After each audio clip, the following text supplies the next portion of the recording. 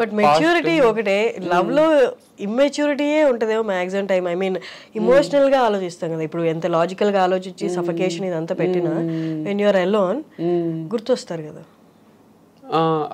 అంటే అంతేం గుర్తురారు, గుర్తొస్తారు కానీ అలా ఉన్నింది. కానీ టఫే, అంటే అది కొంచెం టఫే. కానీ నాకేందంటే ఏమో మంచిదే అంటారు కదా, ఏది జరిగినా మనం మంచికే అని మామూలు సామెతలాగా ఉంది అది. కానీ నిజంగానే మంచిదేనేమో అనిపిస్తుంది నాకైనా తనకైనా. అంటే she has different ideology, I have different ideology towards life or business or whatever it is, any aspect. We thought we are on same page, similar lines, but later we understood we are not on same page. మా యొక్క different ప్రపంచాలు.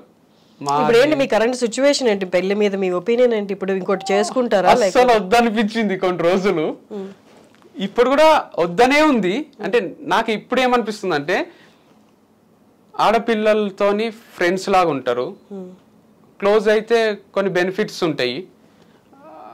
Friends with benefits అని ఒక cinema ఉంటుంది అంటే, నేను చూడలే. చాలా మంది గర్ల్స్ నాతోని ఆ ప్రపోజల్ కూడా పెట్టిండ్రు, ఫ్రెండ్స్ విత్ బెనిఫిట్స్ చూడలేదా, చూడు బాగుంటది అంటే. నేను ఇంతవరకు చూసుడు కాలే, నాకు చూస్తా ఒకసారి అంటే.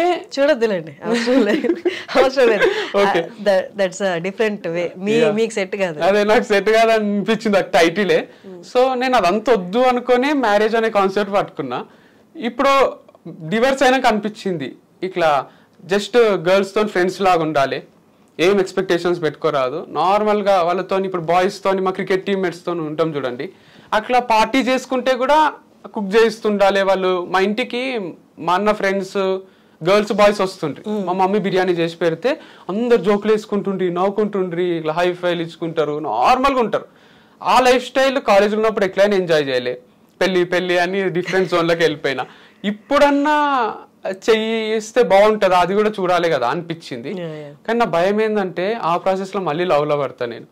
మళ్ళీ వాళ్ళకు నన్ను పెళ్లి చేసుకుంటావా అని అడుగుతా, వాళ్ళు కట్టన చేస్తారు. పెళ్లి చేసుకుంటే మళ్ళీ ఒక సెకండ్ మ్యారేజ్, అది ఫస్ట్దే. ఇక తర్వాత వద్దనిపించి మళ్ళీ సెకండ్ మ్యారేజ్ చేసుకొని మళ్ళీ మా ఇంట్లో ఈసారి అయితే ఇట్లా తల పట్టుకొని కూర్చుంటారు. ఇప్పుడు ఏంటి దానికి మీరు అలిమనీ ఇవ్వాలా? అదే భరణం అంటారు కదా, అదేం లేదు, క్లాజ్ లో అదంతా ఏం పెట్టలేదు. సో నేను తనకి ఇచ్చేది ఏం లేదు, తను నాకు ఇచ్చేది ఏం లేదు, ఎవ్రీథింగ్ సెటిల్మెంట్ అయిపోయింది. You gave all the to her. Yeah that's it.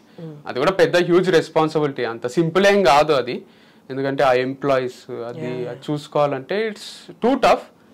నాకు చూసుకోవాలని లేకిచ్చింది ఏం కాదు, తను అన్న చూసుకోవాలి, నేనన్నా చూసుకోవాలి. నాకు తను ఫస్ట్ నుంచి కూడా ఇన్వాల్వ్ అయ్యే ఉంది దాంట్లో. సో చూసుకొని అనిపించింది, నేను కొత్త స్టార్ట్ చేసుకోగలను అనిపిస్తుంది నాకు. ఏదైనా చేసుకోవడం ఇష్టం నాకు, జీరో నుంచి మళ్ళీ మొదలు పెట్టడం.